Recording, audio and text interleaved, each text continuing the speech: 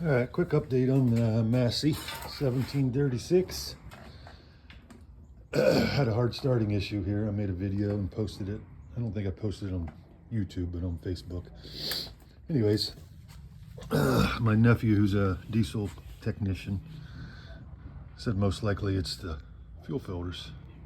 He was right. They needed changed. This one's all gummed up. This one wasn't too bad. So I ended up pulling this one. Put the canister back on after I cleaned it all out. Ran it like that long enough to plow, at least get rid of some snow. But also at the same time, I had checked the oil. The oil was almost exactly a quart low. So I'm not sure if it was the filters keeping it from starting or the oil level. Because if you would let it crank, like I said, 15 seconds or so, it would finally start. So I don't know if it was the oil pressure finally building up, and I know some of the injectors run off of oil pressure. So if you know more than me, let me know what you think it was. Anyhow, I got my tractor back. Let's do a cold start.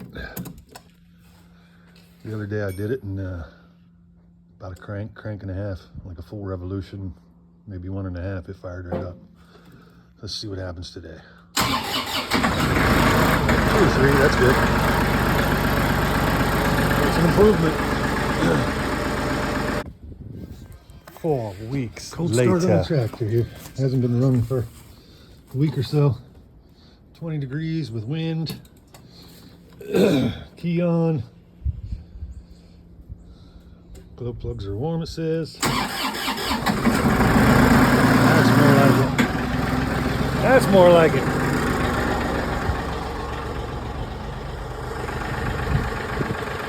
Go do one on the F600 now. So just make sure you check your oil and change your filters, boys and girls. And don't make fun of my wife's glasses.